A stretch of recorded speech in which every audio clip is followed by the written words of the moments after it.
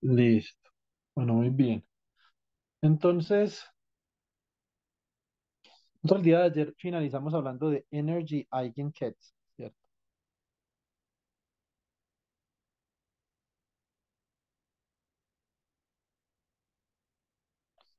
Entonces, los Energy Eigenkets, yo puedo unir los Energy Eigenkets de la siguiente forma. Entonces, given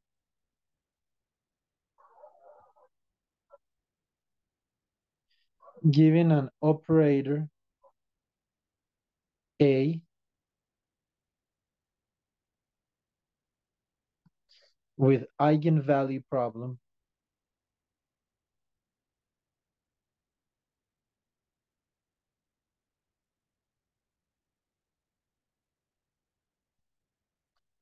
defined as, es el operador A actuando sobre el ket de A', es igual a A' por el ket de A'. Listo. Muy bien. Entonces, and given that it shares an eigenstate with the Hamiltonian,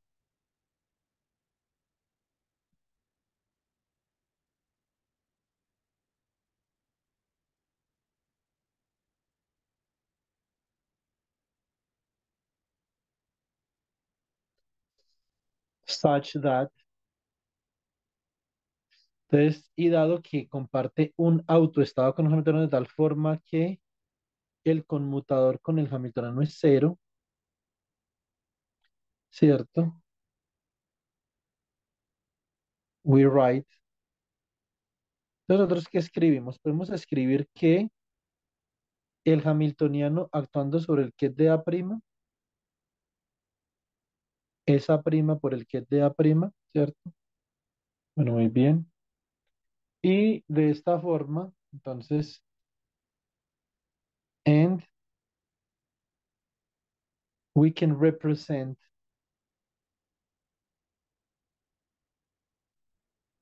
the time evolution operator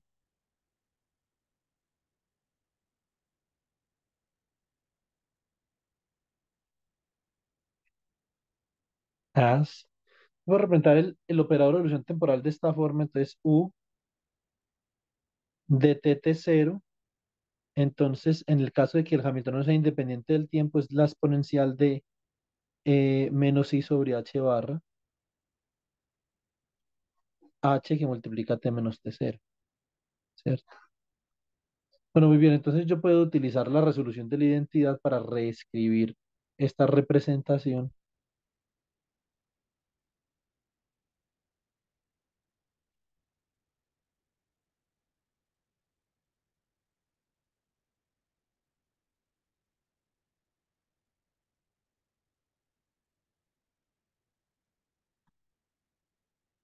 Listo, muy bien.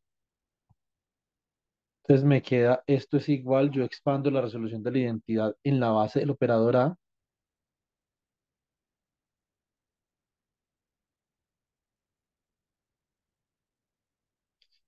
Listo. Bueno, entonces, y me queda acá la exponencial de menos I sobre h barra h de menos t0. Si hay alguien de pronto que los cálculos que yo estoy haciendo no les queda claro, es importante yo, digamos, dejar de manifiesto que como esto es un curso, si bien es relativamente largo para lo que se espera de un curso corto, sigue siendo un curso corto porque esto no es un curso de 64 horas, ¿cierto? Entonces, los cálculos que yo hago en este curso, chicos, son cálculos que son exclusivamente necesarios. Por lo tanto, yo estos cálculos los voy a utilizar de alguna forma, ya sea pedagógicamente o procedimentalmente durante el curso. Entonces, necesito que queden claros. Si alguien tiene alguna duda, por favor, me lo hace saber. Listo. Entonces, eso es importante. ¿Ok? que ustedes puedan llegar de manera autónoma a las mismas conclusiones que yo estoy llegando. ¿Ok? Bueno, muy bien. Listo. Entonces, tenemos por acá la sumatoria sobre a dos' del ket de a dos', bra de a dos'. Muy bien, entonces esto me queda como la suma sobre a dos' del ket de a', bra de a dos', y acá me queda el bracket entre a' y a dos' de la representación del operador de evolución temporal.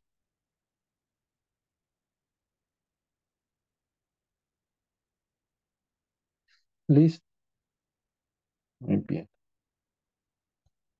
Acá me queda la suma sobre a dos', ket de a', bra de a dos', me queda el bracket entre a' y a dos', y acá me queda la exponencial de menos i sobre h barra por e sub a' que multiplica t menos t0. Listo. Y este término de acá no es otra cosa que un delta de a' dos'. Listo. Bueno, bien. Eh, y acá me queda suma sobre a' dos'. Bueno, si sumo sobre el delta, yo sumo sobre a dos'. Esto me va a quedar como la suma sobre a' de e a la menos i sobre h barra e sub a' t menos t0. Listo. Y acá por el ket de a', bra de a'. Entonces, esta sería la representación del operador de evolución temporal. Listo, bueno, muy bien. Entonces, este es un paso que hicimos ayer, paso importante. Ahora nos vamos a hacer un par de preguntas que van a influenciar la forma como nosotros hacemos dinámica, ¿cierto? Entonces, nosotros, nosotros también, nosotros ayer discutimos dos objetos importantes en el caso de hacer dinámica. Uno de esos objetos es importante dentro del curso de topología, que es el estado, porque sobre el estado vamos a escribir una fase que llamamos fase topológica o fase geométrica, que es la fase de Berry. ¿Listo? Muy bien. Entonces, yo voy a discutir otro objeto que es susceptible de comportarse como una variable dinámica en mecánica cuántica, que es un operador. ¿Listo? Entonces, dynamics of operators. Cuando yo hablo de dinámica de operadores, bueno, yo esencialmente, bueno, a ver, pero de todo, la dinámica de un operador normal se evalúa de una forma y la dinámica del operador de estado se evalúa de otra forma. Listo. Puede que sean parecidas, pero están en imágenes de la mecánica cuántica diferentes. ¿Sí o no? Bueno, muy bien. Entonces, vamos a mirar la dinámica de un operador convencional. Entonces, esto es Heisenberg Equation of Motion. Esto, regálame un segundo.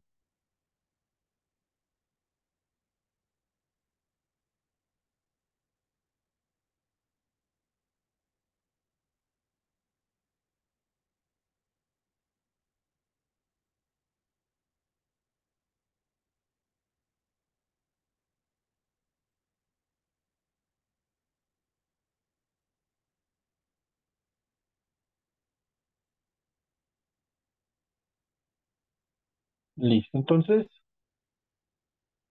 esto se hace con algo que se llama Heisenberg's Equation of Motion.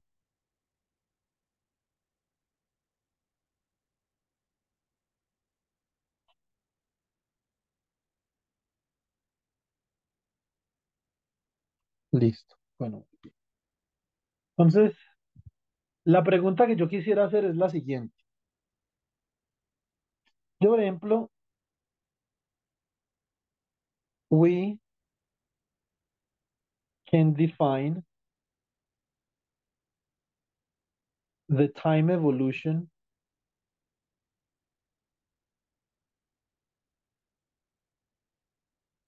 of an operator as follows. Entonces voy a definir la evolución temporal de un operador de esta forma, ¿cierto? Entonces, por ejemplo, yo puedo decir que el operador A sub h de t, esto es igual a u daga de t, t cero o t prima, A sub s, que sería mi operador evaluado en el tiempo t prima, por u de t, t prima. Y entonces, básicamente, lo que yo estoy haciendo acá es que estoy especificando ese operador cómo cambia con el tiempo, ¿cierto? Nosotros en el curso de topología, ¿por qué estamos interesados en cómo un operador cambia con el tiempo? ¿Cierto? Esto, digamos, es más universal que la topología, ¿sí o no? Esto tiene que ver con cinética de partículas y cuasipartículas en materia condensada, ¿cierto? Esto tiene que ver, por ejemplo, con dinámica de reacciones químicas también, los químicos que trabajan con control coherente de reacciones químicas, con dinámica de reacciones químicas, em, por ejemplo, con interacción radiación-materia en sistemas químicos, no una molécula absorbida sobre un semiconductor, eso no es un sistema químico, ¿sí o no? Digamos, nosotros podemos entrar a hablar sobre la definición de los sistemas químicos, pero una molécula absorbida en un semiconductor no es un sistema químico, ¿sí o no? No creo que pueda dejar eso más claro de lo que lo acabo de hacer, ¿cierto? Entonces, digamos, en sistemas químicos la cuestión cinética es fundamental, ¿sí o no? ¿Qué es la cinética? La cinética es básicamente determinar la forma como cambia en el tiempo un operador de segunda cuantificación, ¿sí o no? Una vez ustedes tienen el Hamiltoniano, la cinética estudia cómo cambia con el tiempo ese operador en segunda cuantización. Listo. Hay un libro que yo les voy a compartir, el libro de Abraham Nitzan. Entonces, Abraham, mediante la teoría de Marcos, es una teoría que obviamente tiene sus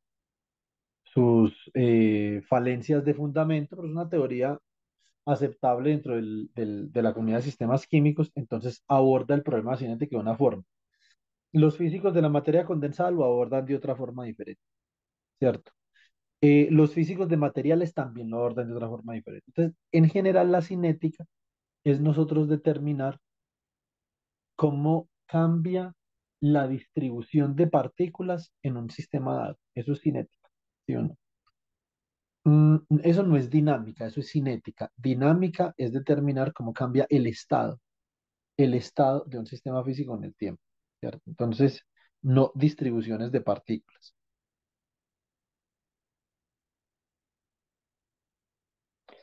Para ello, entonces es muy importante nosotros tener una herramienta para poder evaluar la evolución temporal.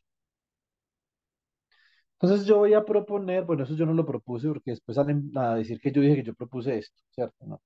Entonces, en este curso yo voy a proponer esta forma particular para evaluar la evolución temporal de un operador, ¿cierto?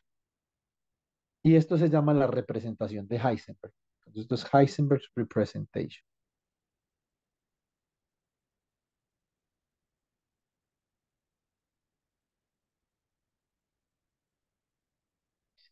Y aquí me voy a dar cuenta por qué es el hamiltoniano quien determina las reglas para que un sistema evolucione con el tiempo. Es el hamiltoniano, ¿sí o no? Él es el que determina esas reglas. Entonces, bueno, muy bien. Eh, yo, por ejemplo, yo puedo evaluar, vamos a hacer esto now. Let's evaluate the expectation value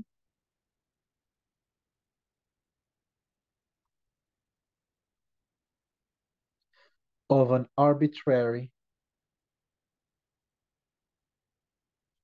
operator, ¿cierto? In the state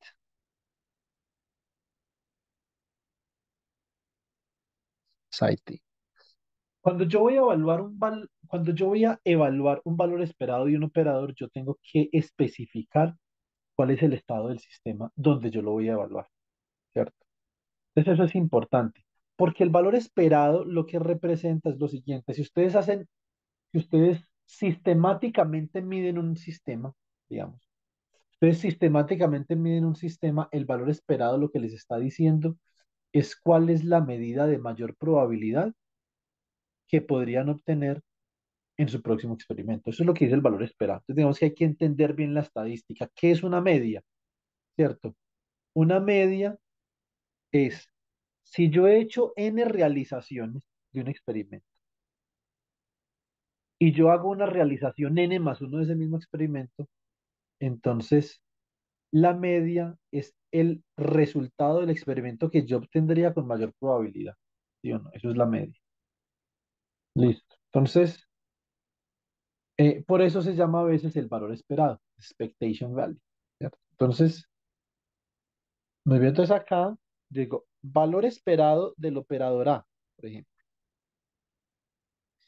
El valor esperado del operador A, entonces yo puedo decir que es esto.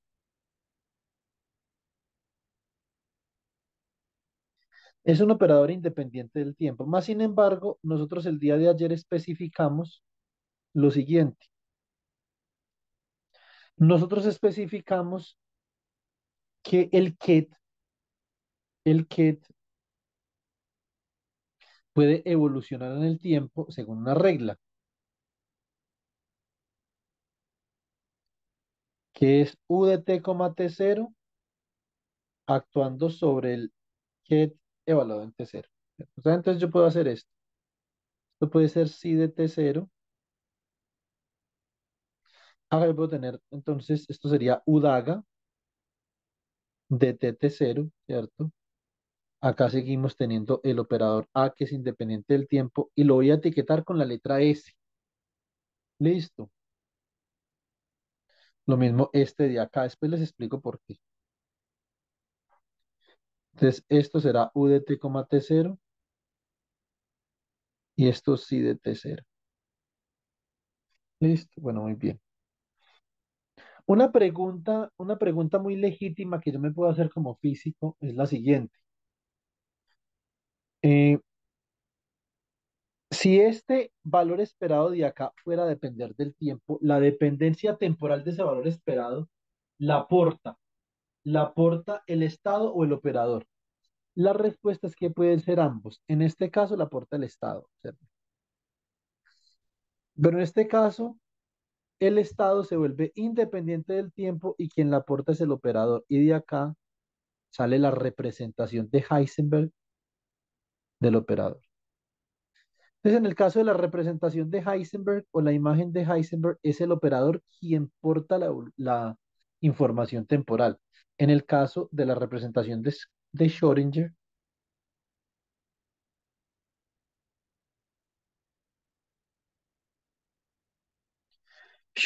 representation,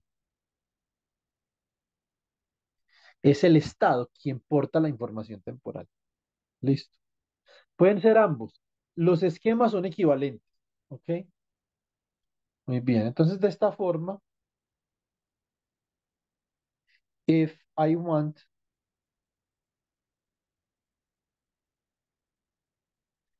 to know the dynamics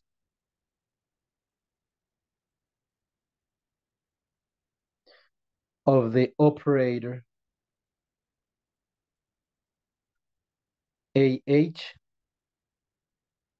we proceed as follows.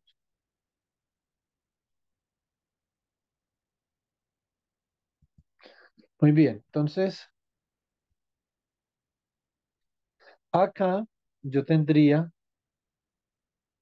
if AH of t is U of t0 dagger, AES UTT0.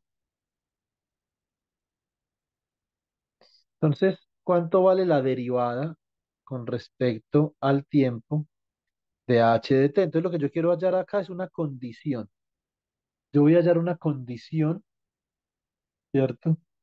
Voy a dar una condición que me permita evaluar la evolución temporal del operador h. Y entonces voy a hacer un ejemplo chiquito, un ejemplo pequeño para mirar a ver cómo es que funciona eso. Listo, bueno, muy bien. Entonces, acá yo tengo lo siguiente. Given, entonces dado que IH barra por la derivada de U de t, t0 con respecto al tiempo, esto era quién, esto era H, lo vimos ayer, por U de t, t0. Entonces, esto implica que menos IH barra por la derivada de U daga de t, t0 con respecto al tiempo, esto es igual a U daga de t, t0 por H. Siendo obviamente H un operador hermitiano, ¿sí o no? Porque estamos hablando de sistemas cuánticos cerrados. Bueno, entonces acá yo digo then, por lo tanto, la derivada del operador H con respecto al tiempo, entonces sería igual a quién? Sería igual a la derivada de U daga de tt0 con respecto al tiempo que multiplica a sub s por U de tt0. Más, entonces suponemos que A S está hablando en un tiempo constante, me quedaría acá más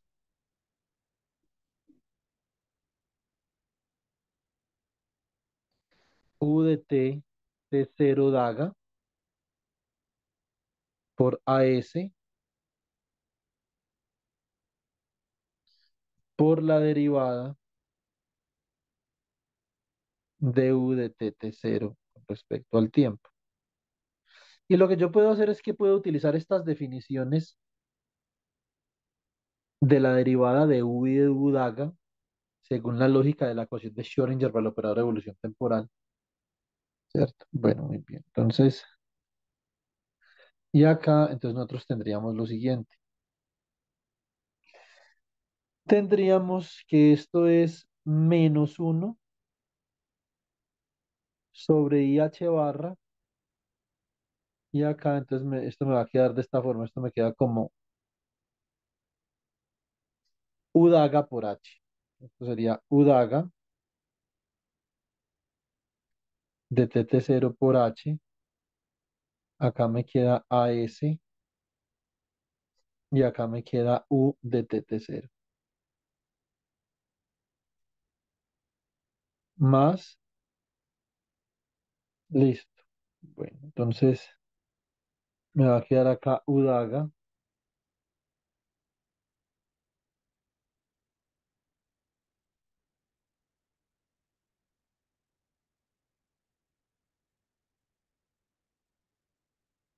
y acá entonces en rosadito me quedaría ¿qué?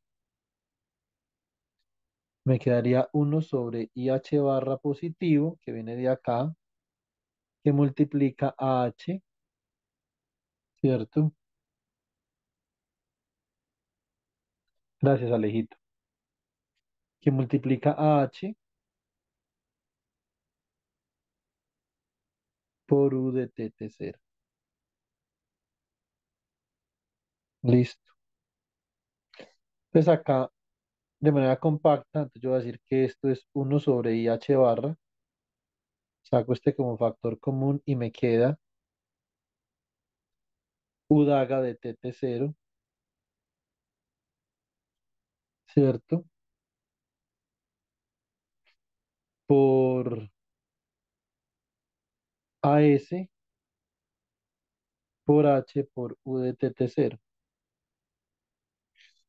Hasta acá, digamos que yo no he hecho nada extraño de ninguna forma, ¿cierto? Yo simplemente estoy siguiendo como una línea lógica en la que yo reemplazo y voy estructurando la ecuación. Entonces acá me queda un signo menos u daga de tt0, me queda h a s por u de tt0. Bueno, entonces acá sí voy a hacer algo un poco extraño. Pues yo voy a hacer acá,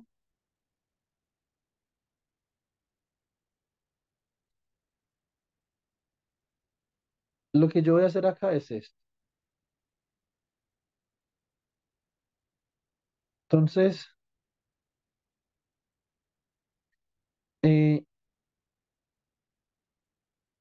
a ver, donde yo coloque esta flechita, voy a introducir una resolución de la identidad, pero escrita de una forma un poco diferente, ¿cierto? Como este es un operador unitario, oiga, eso es una vaina que me olvidé, no, eso no lo discutí ayer, creo.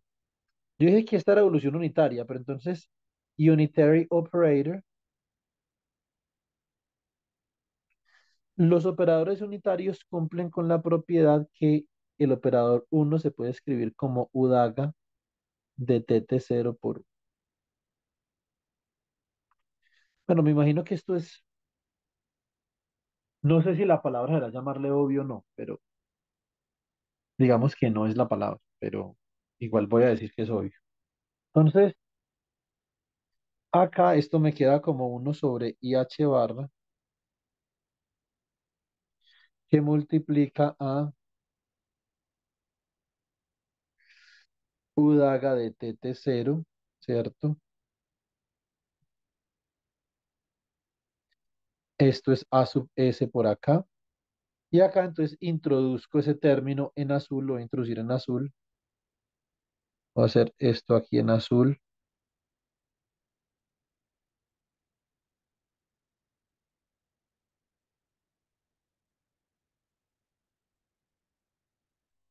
¿cierto? Entonces esto es U daga de tt0, esto es U de tt0, ¿cierto? Esto por acá sería H, y acá voy a colocar U de tt0. Listo, menos, esta parte de acá en blanco, menos U daga de tt0 por H, coloquemos H en rosadito, introduzco el uno como el producto de U daga por U,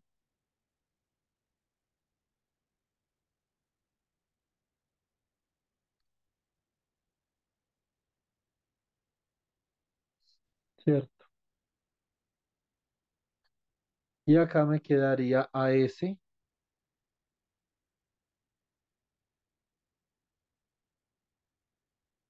por U de T, T0. Cierro los paréntesis. Entonces ustedes pueden ver aquí varias cosas importantes. Primero que todo, este término que yo tengo acá no es otra cosa que la representación de Heisenberg para el operador A.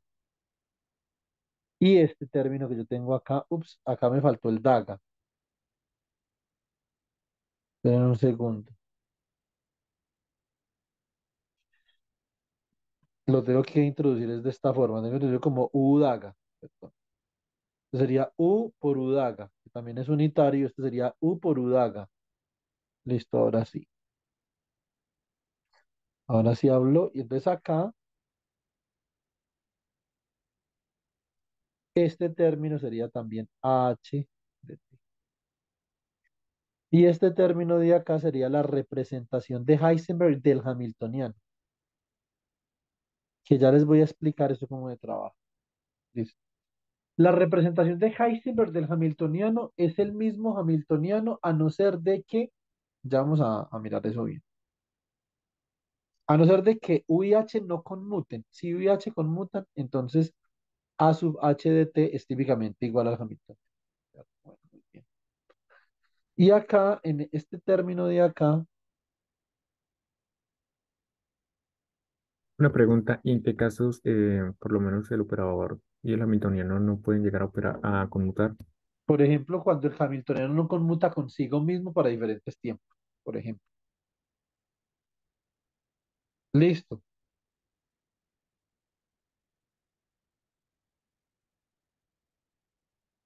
Cristian, ¿y me escuchaste? Sí, sí, gracias. Entonces, esto es uno sobre IH bar, que multiplica. Esto es uno sobre IH barra que multiplica A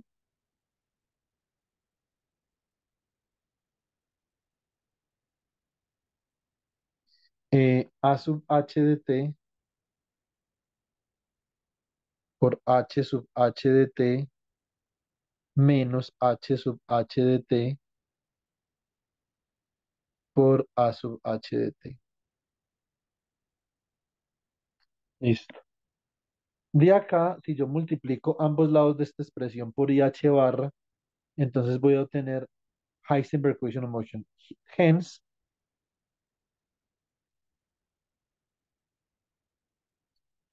obtaining Heisenberg's equation of motion.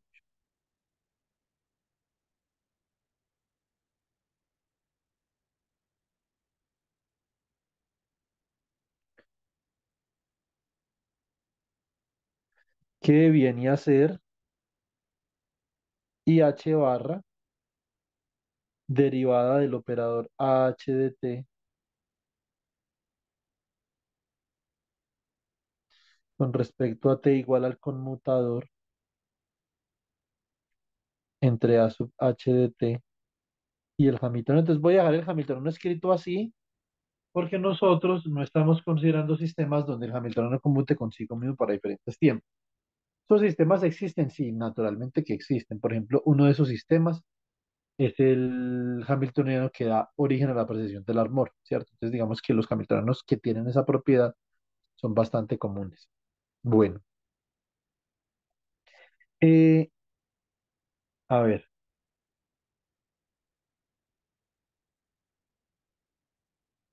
entonces voy a hacer un ejemplo. Vamos a tomar el tiempo de hacer unos siguientes example.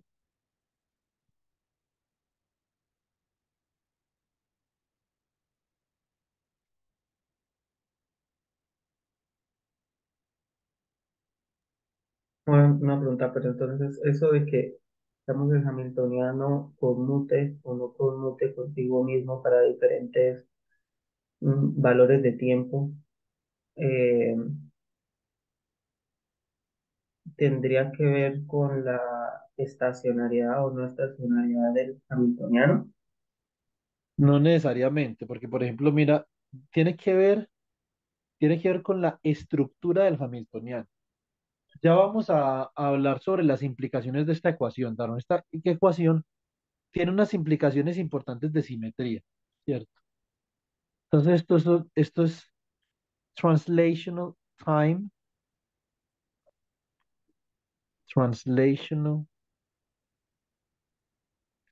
invariant, ¿cierto? Entonces, digamos que ahora voy a hablar un poco de esto porque dentro de la topología nosotros tenemos que considerar diferentes tipos de simetría, ¿cierto?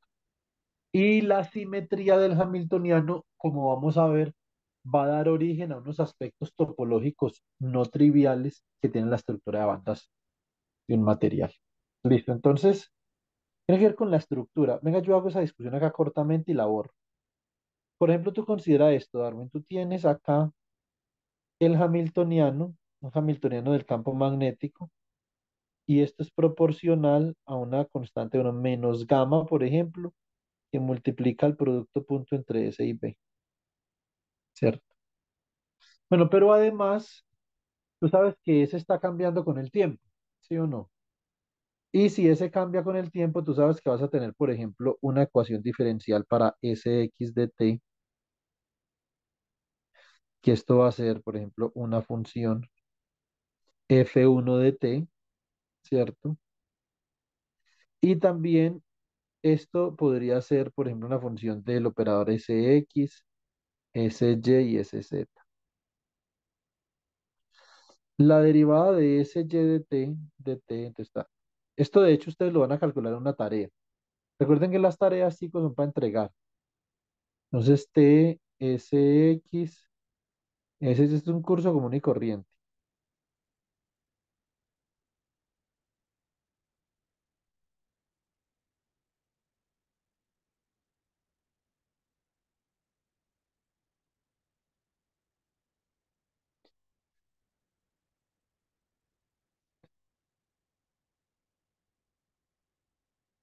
Bueno, Darwin, para cuidado pues.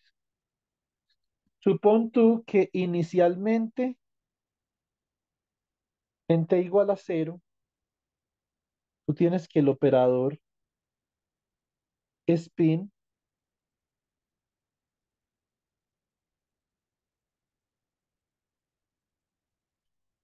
pero un segundo.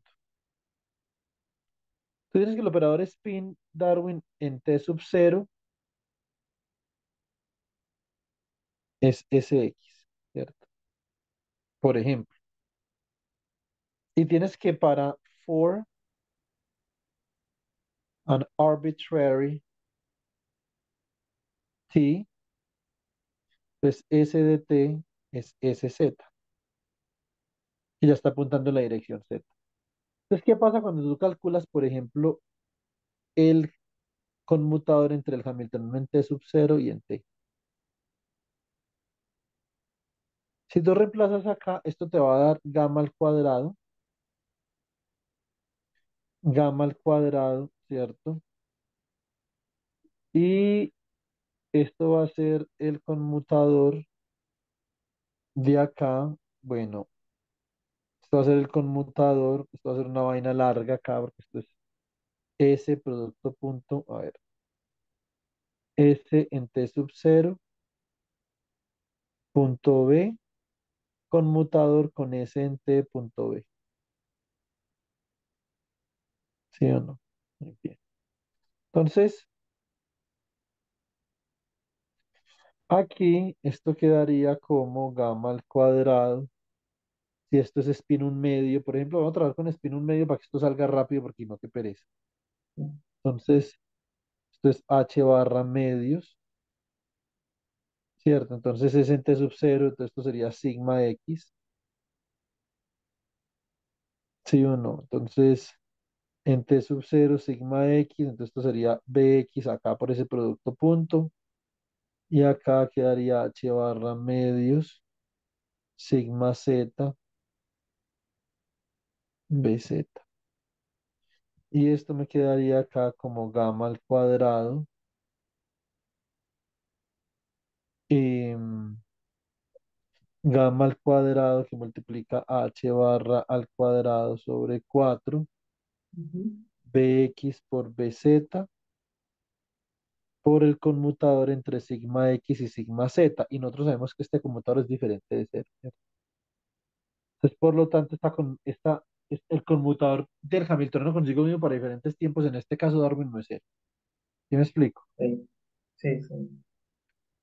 Entonces, ese es simplemente un ejemplo que se me ocurrió a mí en este momento. Ah, pero hay muchos ejemplos, ¿cierto? Son ejemplos, el problema es que nos sacarían de contexto, eh, pero ustedes en el curso, este curso de topología, los cursos de topología son cursos de dinámica cuántica donde se considera poderosamente que la dinámica está afectada por una fase que depende de la geometría del Hamiltoniano. Y en la medida que vayamos avanzando en el curso, vamos a ver a qué hago yo referencia con la geometría del Hamiltoniano, ¿cierto? Entonces, por ejemplo, yo tengo un Hamiltoniano así. Tengo H igual, por ejemplo, a gamma que multiplica a sigma z menos beta que multiplica a sigma x. Esto es un Hamiltoniano. Y ustedes, por ejemplo, este Hamiltoniano lo pueden graficar. Este sería el Hamiltoniano Y esta sería una gráfica del Hamiltoniano contra el parámetro gamma y contra el parámetro beta. ¿Cierto? ¿Qué sucede si ustedes varían estos parámetros adiabáticamente, es decir, lentamente los varían? Tienen que encontrar una estructura de variación. Ustedes comienzan a variar estos parámetros alrededor de esta trayectoria cerrada. Y ustedes en esta trayectoria cerrada calculan una integral de línea sobre esta trayectoria cerrada del bracket de algo que tiene acá un vector v, por ejemplo, producto punto con el diferencial de línea. Esto es un número que para nosotros es súper importante en topología, ¿sí o no? Y en ese número nosotros nos vamos a centrar en este curso. Pero para poder hacer eso tenemos que entender el hamiltoniano como una estructura que admite una variación geométrica en este espacio de parámetros, ¿cierto? Entonces, por eso, digamos, nosotros estamos construyendo lentamente toda la Profesor, lógica de la dinámica que tenemos que tener para poder hacer esto. Sí, dime. una cosa, le voy a preguntar que me podría decir otra vez qué significaba ese número. ¿Cuál número? El que dijo en el que no íbamos a entrar en el curso. Ah, El que pues era. no, no, pero es que todavía no he especificado qué es ese número. Ah, Entonces, simplemente estoy diciendo que con esa representación geométrica del Hamiltoniano Christian, este es un número interesante. Es un número interesante, pero todavía no les voy a decir qué es, ¿cierto? Entonces, de hecho, este es el único tema que yo nunca he tocado en mis cursos de mecánica cuántica en la Universidad de Pamplona. Debería haberlo tocado. No he alcanzado a tocarlo todavía, pero es el único. Del contenido programático es lo único que no he tocado. Ya al resto le cogimos el tiro. Entonces, por ejemplo, acá hay un valor esperado. Producto punto con el diferencial de línea, la trayectoria que yo dibujé. Esta vaina de acá se llama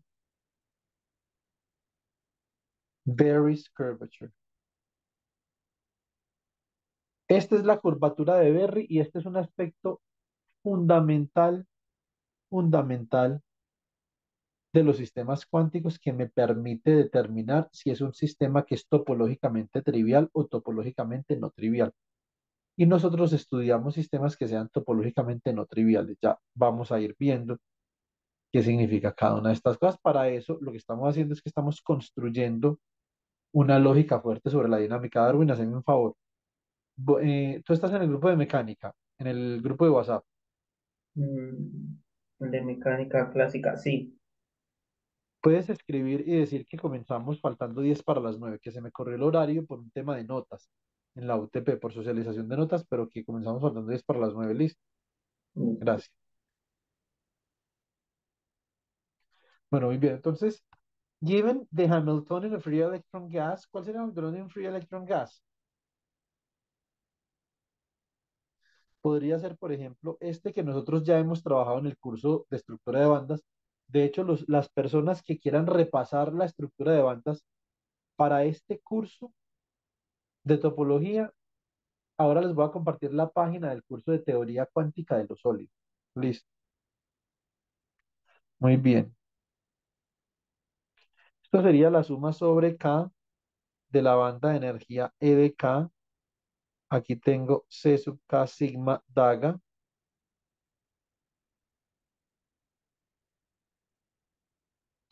C sub K sigma. ¿Cierto? Bueno, muy bien. La suma sobre K y sigma. Este es un ejemplo. A mí este ejemplo me parece simpático. Vamos a ver si a ustedes también. Muy bien. Entonces, given,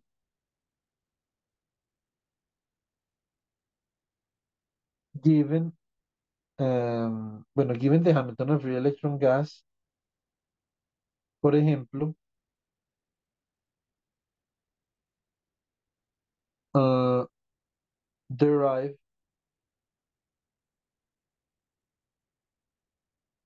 an expression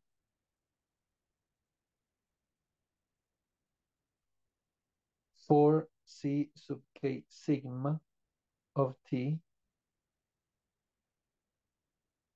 and C sub K sigma dagger of T. ¿Cierto? A ver, sí, hagámoslo hasta acá, como para comenzar suave. Listo. Entonces, yo tengo IH barra por la derivada de C sub K sigma dt con respecto al tiempo. ¿Esto quién es? Esto es el conmutador entre C sub K sigma dt y el hamiltoniano H0, que es quien está generando. Entonces, por eso se dice que el hamiltoniano genera las traslaciones temporales. Esta es la discusión a la que yo quería llegar acá. Generator of time translation.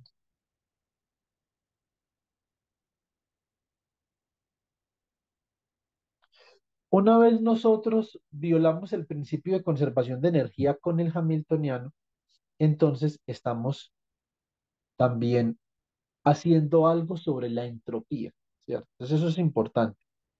La entropía, digamos que avanza, hace que los sistemas avancen de cierta forma progresivamente en el tiempo y un sistema que tenga cierta simetría debería avanzar de la misma forma regresivamente en el tiempo, a no ser de que sea un sistema de disipación.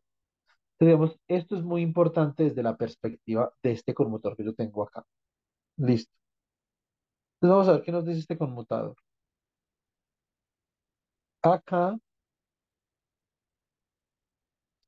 yo tengo que esto sería el conmutador entre C sub K sigma de t y la sumatoria. Recuerden que acá hay que etiquetar con una variable diferente, entonces K prima sigma prima de E sub K prima, C sub K prima sigma prima, daga, C sub K prima sigma prima. Listo.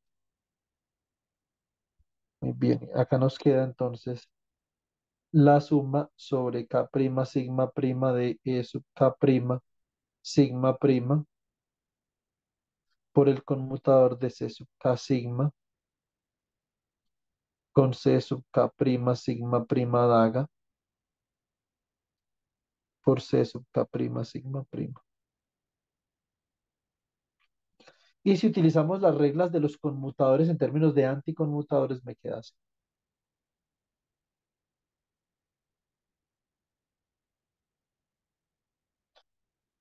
Listo.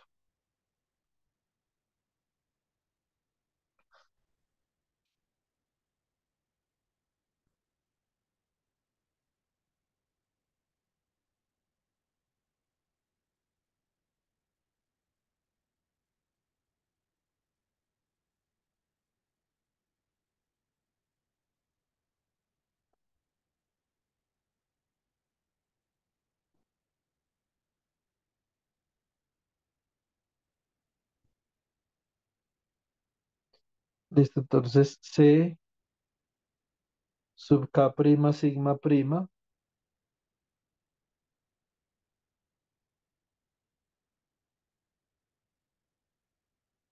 menos C sub K prima sigma prima daga por el anticonmutador entre C sub K sigma y C sub K prima sigma prima. Listo. Y nosotros sabemos que este anticonmutador es cero porque es el anticonmutador entre los operadores destrucción.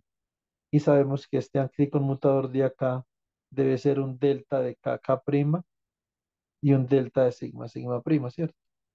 Entonces, acá me queda la suma sobre K prima sigma prima, eso K prima sigma prima, y acá me queda un delta de K prima K, delta sigma sigma prima, C sub K prima sigma prima.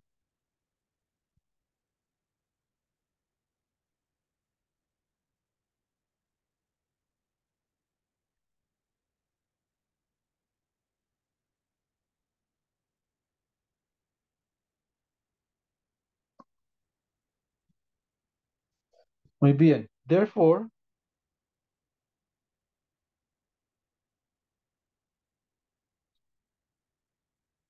we have derived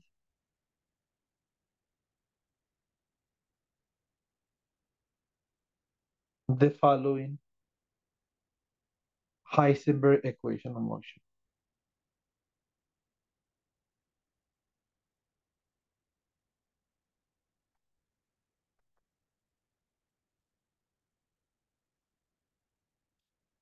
For operator, C sub k sigma of t. Listo. Entonces, ¿qué ecuación derivamos nosotros? Nosotros derivamos que IH barra por la derivada de C sub k sigma de t con respecto a t, esto simplemente es E sub k sigma que multiplica a C sub k sigma de t. Bueno, acá le puse sigma a la energía, pero eso no necesariamente tiene que tener el sigma. Eso depende si estamos hablando de sistemas magnéticos o no. Entonces, a ver, esto me va a quedar como algo así. Esto me va a quedar como la derivada de C sub k sigma de t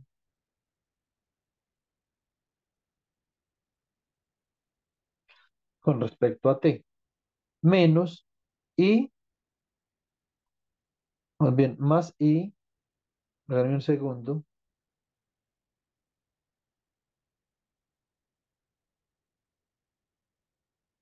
a ver si yo pienso una cosa.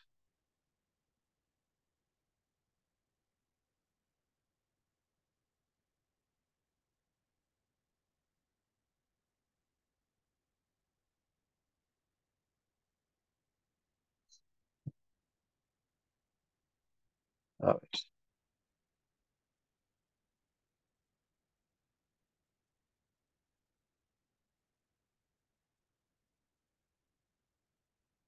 Entonces, yo divido uno sobre h barra, paso por el otro lado, queda negativo, entonces esto queda así. Listo. Y acá me quedaría por E sub k sigma por C sub k sigma igual a cero. Entonces, esto es una ecuación diferencial sencilla de solucionar, ¿cierto? Y entonces yo obtengo, therefore,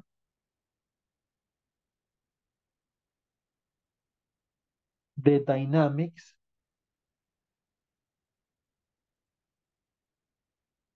for C sub k sigma of t is given by, ¿cierto? Entonces esto sería em, lo siguiente.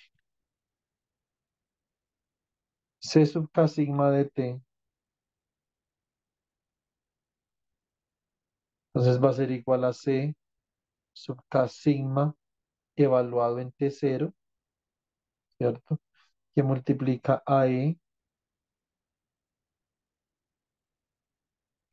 a la menos I sobre H barra por E sub k sigma por T, ¿cierto? Bueno, muy bien.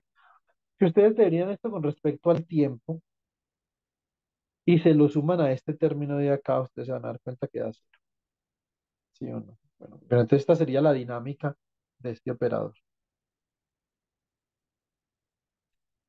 La dinámica del otro operador es relativamente sencilla, simplemente sacamos el complejo conjugado de este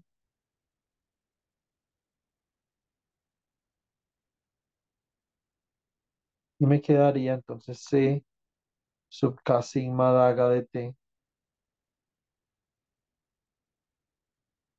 Entonces esto me va a dar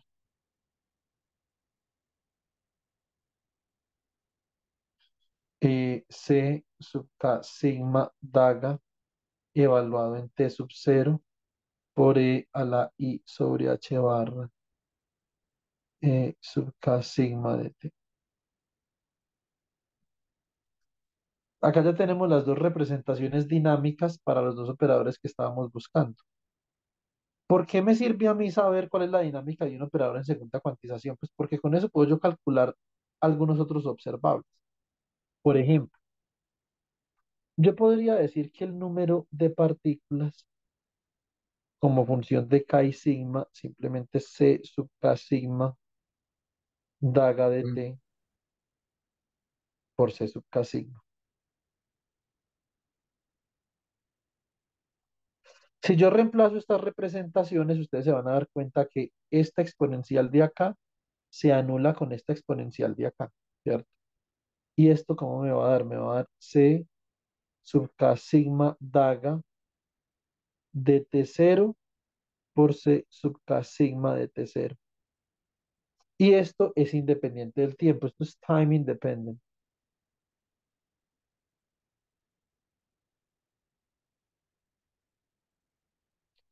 Eso significa que n es una cantidad conservada. N,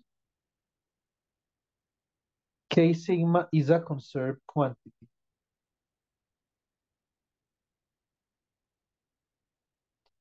Y esto es lo que nosotros esperamos. ¿Por qué esperamos que nk sigma sea una cantidad conservada?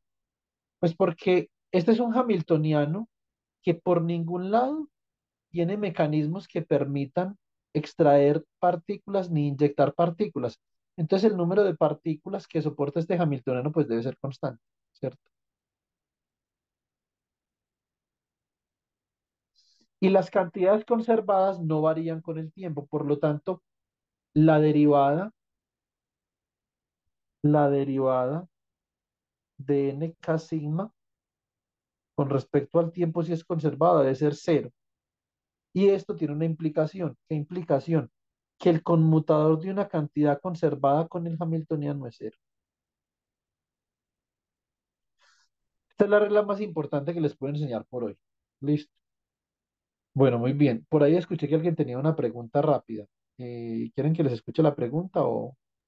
Yo solamente iba a preguntar en la ecuación en la que estoy describiendo la dinámica de los operadores fermiónicos, si estoy integrando desde un tiempo t cero en la fase del exponente, ¿no debería estar ese cambio temporal, t menos t cero? O digamos Sí. que en este tiempo no se tome. No, no. Claro que se toma, sino yo por perezoso. Pero esto debería ser así, Alejandro.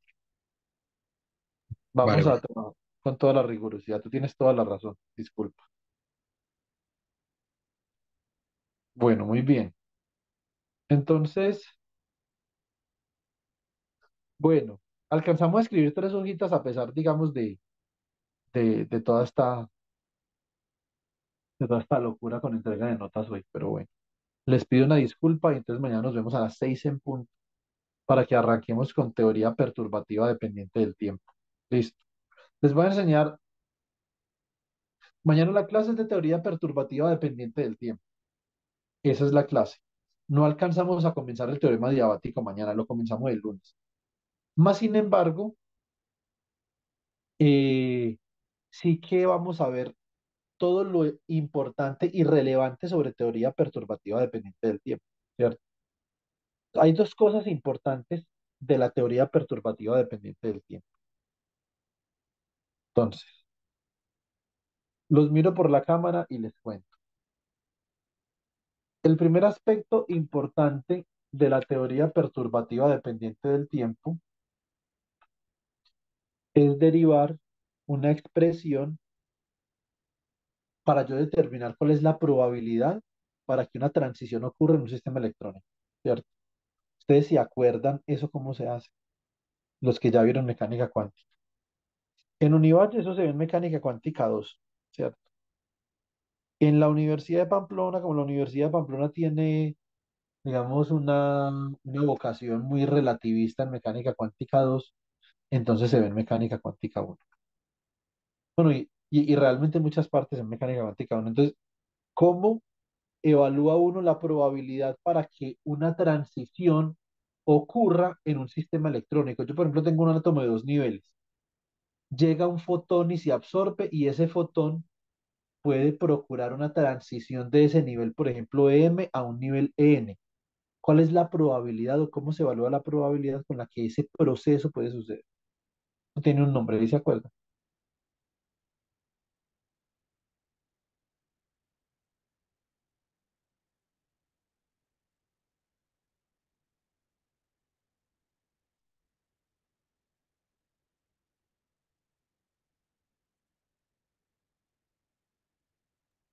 Repetir la pregunta, profe. ¿El nombre de la probabilidad o el nombre del fenómeno? O sea, emisión y... No, el nombre del formalismo que me permite evaluar esa probabilidad para que un proceso que induce la transición entre n y m ocurra. Le hago la pregunta de otra forma, Alejandro. Usted tiene un sistema de varios niveles, ¿sí o no? Usted tiene un electrón en el nivel n, absorbe un fotón y ese fotón le va a proporcionar suficiente energía para que ese electrón se excite a un nivel m, ¿cierto?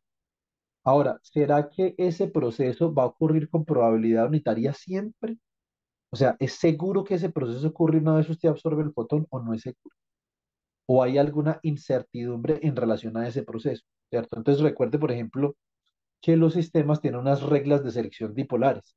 Entonces usted también tendría que entrar a analizar cuál es el cambio, por ejemplo, el momento angular durante el proceso. Si usted va a trabajar con sistemas dependientes del momento angular, por ejemplo, el cambio en ms, en las reglas de selección dipolares, el cambio en ms no puede ser diferente a cero o más o menos uno, ¿cierto?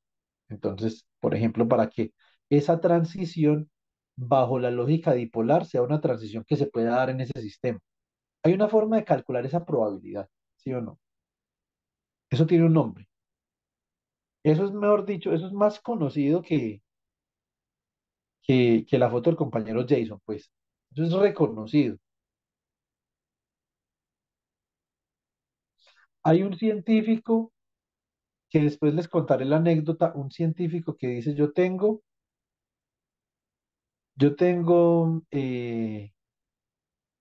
una regla de oro en la vida. La regla de oro mía es, no trabajo ni con gente deshonesta, ni con gente perezosa, ni con gente mantenida. No me gustan, ¿sí o no? Esa es la regla de oro de ese man. Yo me acuerdo mucho de eso porque yo tengo la misma regla de oro. A mí no me gusta ni la indisciplina, ni la pereza, ni la deshonestidad, ni los mantenidos. Detesto los mantenidos. Y ese, uy, no. Yo pues igual ya terminé mi pregrado, mi maestría, mi doctorado, mi postdoc.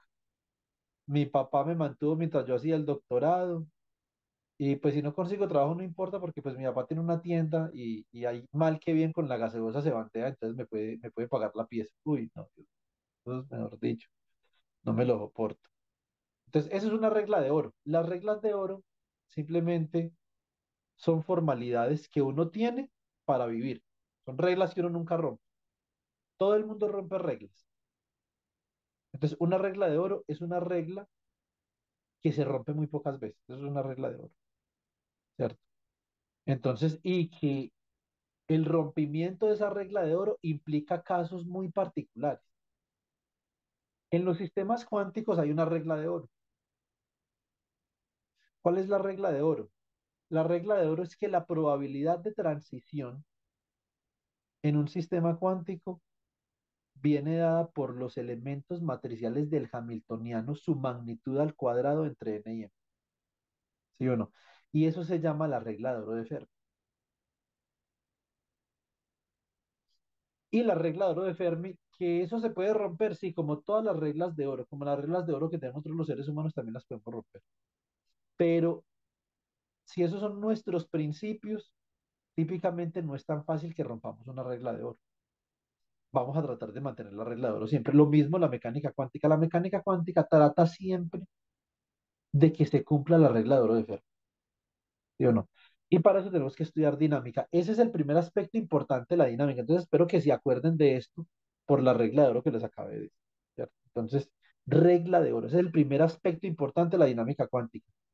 El segundo aspecto importante de la dinámica cuántica es este, que yo quiero que ustedes, yo quisiera que se lo tatuaran en el corazón, pero queda muy berraco, porque después dicen que uno es un sádico, ¿sí o no? Entonces, es muy desagradable cuando uno le pregunta a un físico por las oscilaciones de Rabi y no sabe qué son oscilaciones de Rabi.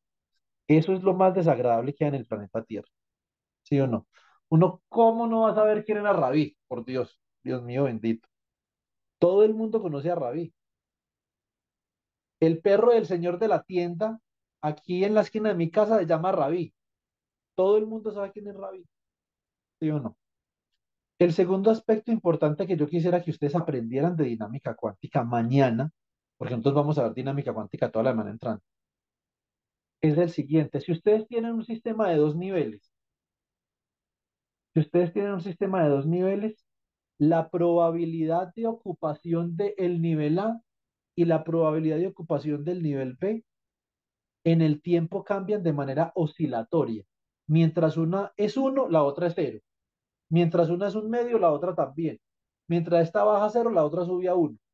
Son oscilaciones de probabilidad, ¿cierto? Eso se llaman oscilaciones de Rabi. Y el problema del átomo de dos niveles mediante el cual yo puedo definir una probabilidad cambiante con el tiempo se llama el problema de Rabi.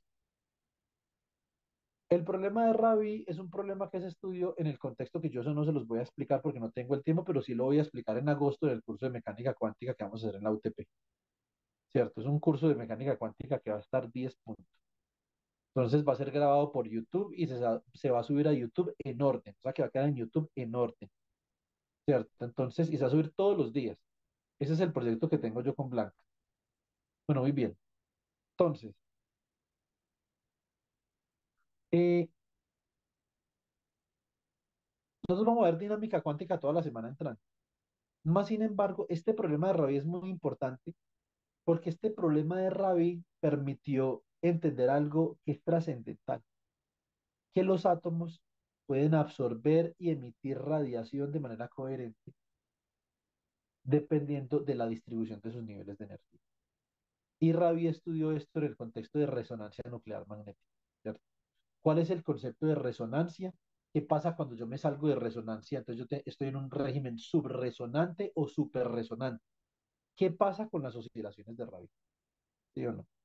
Entonces, y obviamente, ¿qué va a pasar con la probabilidad de ocupar un estado excitado? Cuando yo estoy diciendo, bueno, yo estoy emitiendo, yo estoy absorbiendo radiación, lo que yo estoy diciendo, en otras palabras, es que estoy excitando un electrón de un nivel A a un nivel B, ¿sí o no? ¿Qué pasa si yo estoy excitando el átomo de manera subresonante o suprarresonante? ¿Será que yo voy a tener una probabilidad unitaria para poder ocupar ese nivel de energía en un determinado instante de tiempo o no? ¿Cierto? Entonces, esa es una pregunta que se trabaja con el concepto de blue detuning y de red detuning. Es una pregunta importante, ¿cierto? Se llaman transiciones no resonantes, ¿cierto? Entonces tenemos transiciones resonantes y transiciones no resonantes. Ambas son muy importantes. Ese es el mensaje de mañana. El mensaje de mañana es resonancia y oscilaciones de Rabi. El mensaje de la segunda parte. El mensaje de la primera parte es la regla de oro de Fermi. Y con eso quedan ustedes 10 puntos en teoría perturbativa para hacer lo que les dé la gana en la vida. O sea, en una clase, sí, en una clase, en una sola clase, uno puede ver teoría perturbativa dependiente del tiempo. El resto de las cosas las puede aprender uno por sí solo. Ah, que me salió esta vaina toda rara en un parcial. Con lo que aprendí en esa clase ya me las puedo bandear. ¿Sí o no? La semana entrante, entonces, teorema diabático el lunes. Vamos a ver teorema diabático el lunes y el martes un ejemplo del teorema diabático y como consecuencia del teorema diabático vamos a derivar la fase de Bernoulli. No la curvatura, la fase de Bernoulli. O sea, el martes ya vamos a saber que es una fase de Berry, que es importante para el miércoles o jueves poder comenzar a hablar de topología, ¿sí o no? Invariante topológico, sistemas topológicamente triviales, sistemas topológicamente no triviales, ¿por qué los Majorana emergen tan rápido en sistemas con topologías no triviales, ¿cierto? ¿Por qué los Majorana son importantes?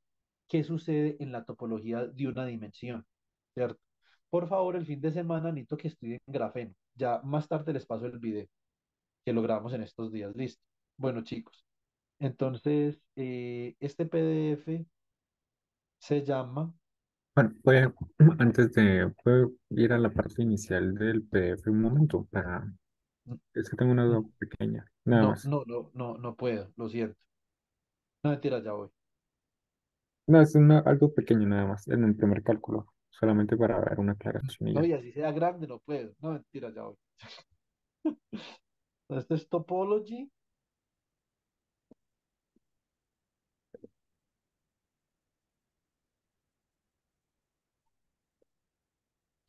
las tu- Bueno, muy bien. Listo, dime, Cristian. No, a la parte inicial, el primer cálculo. Listo.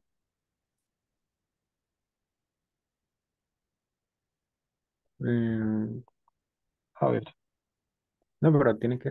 un momento, arriba, arriba. esto es lo primero. Sí, sí, baja, baja un poquito.